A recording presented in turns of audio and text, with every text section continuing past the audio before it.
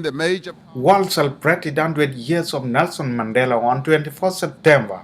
In New York, the United Nations General Assembly conducted a high-level meeting on global peace dedicated to Nelson Mandela's life and legacy.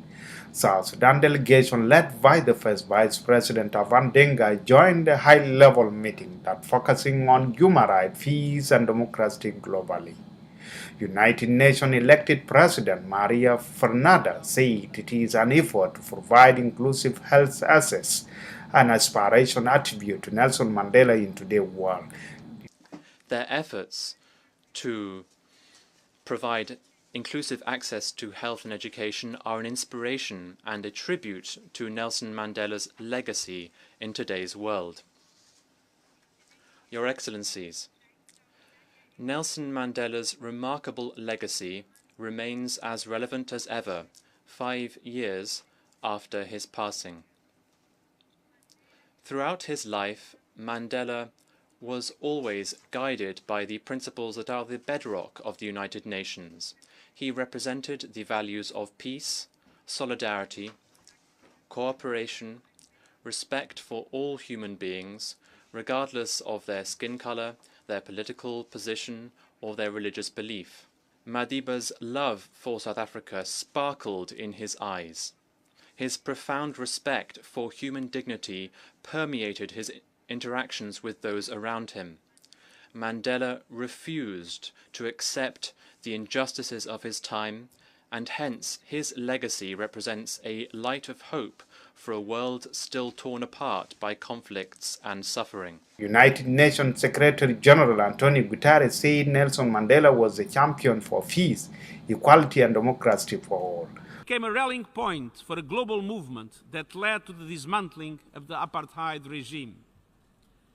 And the role played by the United Nations is a milestone in our proud history. As President of South Africa, Madiba championed women's rights and South Africa landmark 1996 Constitution, which remains a beacon for human rights and equal opportunity.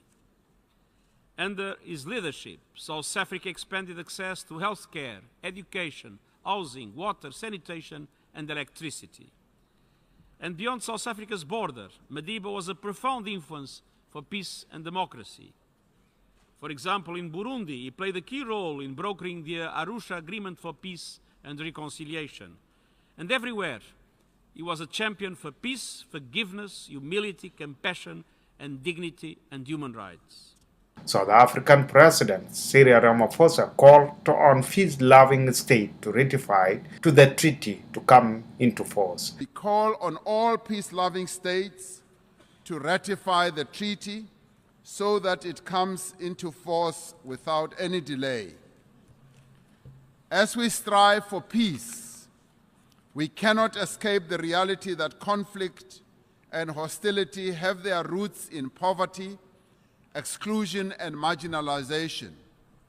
Unless we confront the conditions under which the poor of the world live, we will not succeed in building a peaceful and stable world. It is for this reason that the 2030 Agenda for Sustainable Development is also very much an agenda for peace.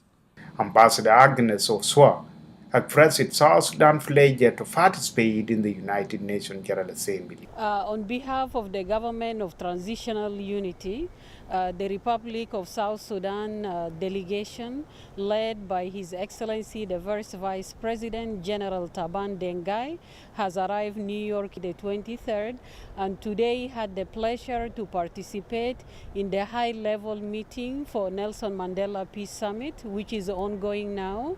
So we are delighted to be here at the World Center.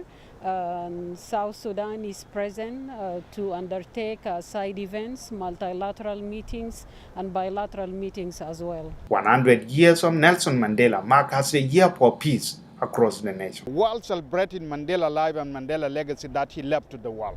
Reporting for South Sudan Broadcasting Corporation in New York, UN headquarters, Port Johnson, Matura, Cage.